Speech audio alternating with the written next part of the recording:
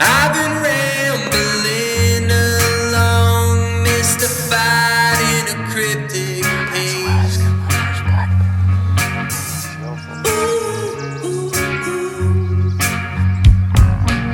Hi guys, I'm Nathan Kalish. I'm a freelance writer and a major contributor for the Bear Archery blog. Bear has given us the opportunity to showcase some of the footage that we've gotten behind the scenes of some of our writing and some of our photography. Started talking to Bear about some of the video footage that we've accumulated over the years throughout our time spent in the backcountry and out in the woods. You know, we're just been doing the same things as a lot of you guys have been doing since you were 16 years old, is stealing your mom's camera and going back out and shooting some video of your hunting trips. So this was kind of our opportunity to show you a behind the scenes look of what our hunts are like and a deeper grasp of why we hunt.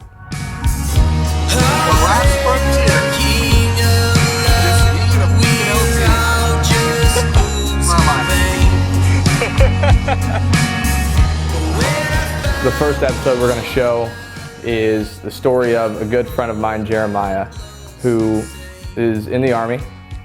He had a rough deployment to Afghanistan in which he lost two of his very good friends in a very close period of time. His father had died the year prior, and he always had a lot of fond memories in the mountains with his dad. So he was looking for that outlet to go out there. And I don't want this to sound like a charity case anyway. This is just one friend taking another friend hunting. That wasn't the intent. But what kind of occurred turned out to be a lot more profound than a hunting trip. So Jeremiah, after his first hunting trip that we went on with a rifle, decided that bow hunting was something that he wanted to pursue. He bought a bear bow and began to religiously practice. That season, when May rolled around in central Alaska, over the past few years with another friend of mine, had been dialing in a public land bear spot. And this year it became pretty apparent that we were gonna have a dream season. So Memorial Day weekend 2016, Jeremiah are heading up north of Fairbanks, Alaska, to a large swath of public land that we had been spending a lot of time in scouting and setting up our bait sites. I'd like to be able to tell you that we had this extremely long, dramatic, climax-filled hunt, but we got into the blind and the action started almost instantaneously. And the bear comes in initially and Jeremiah is jacked through the roof. I'm just sitting there watching him, watching the bear, watching him, watching the bear, having an absolutely fantastic time. Here he is, 20 yards away from a shooter black bear, and he's got a bow in his hand and a tag in his pocket. And Jeremiah begins to start drawing back, and his arrow keeps popping out of his rest. Somehow he's just shaking so bad that his arrow is physically popping off of the rest and back down every time. So I don't know how this bear didn't hear us in the blind and the profanity coming out of Jeremiah's mouth every time that the arrow popped off of the bow, but came through, got the assist, popped up the rest for him, held in place, and he gets back into his mindset and he calmed his nerves, and when that bear turned back broadside, he made a perfect double lung shot. Got him, dude. You got him. First bow kill. First bow kill ever. It's an interior black bear in Alaska. That was a pretty good first experience for him. We sat there for a second, and generally, if you have a double lung or a heart shot on a black bear, pretty soon after you're going to hear the notorious death moan. The bear's not going to go very far. It's going to pile up and it's going to let out a moan through there. And Jeremiah, just waiting for that 30 seconds in between that arrow going through that bear and that death moan, probably felt like an eternity for him, but he's just sitting there. And you can just see him like on the edge of the blind, just basically trying to stick his ear out of the blind so he can hear anything, just waiting for some level of sound, just for that vindication that he made that good shot.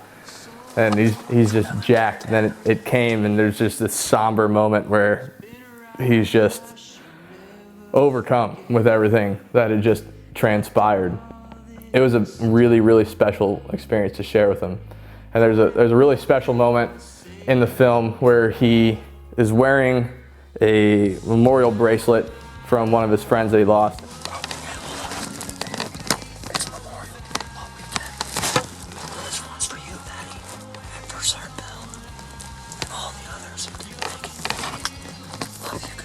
that moment of peace for him in the mountains happened on Memorial Day weekend. And I know that his buddies were watching over him that time and making him sure he had a good time that weekend and kind of getting everything back on the right track.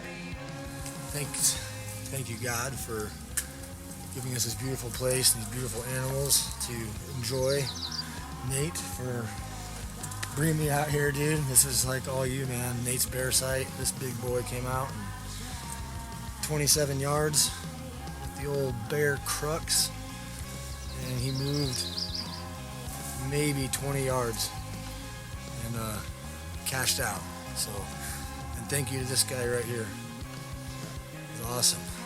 Totally awesome. Being able to share this experience with Jeremiah is going to go down as one of my favorite hunting memories of all time, if not one of my favorite memories.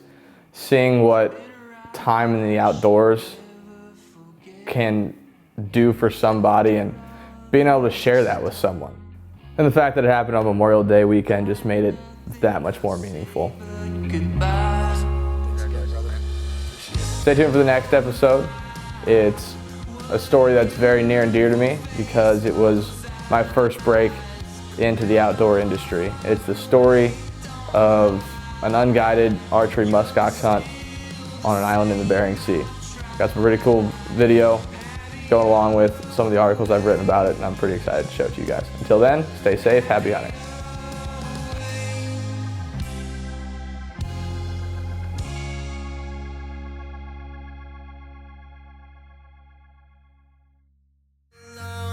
Mystified in a cryptic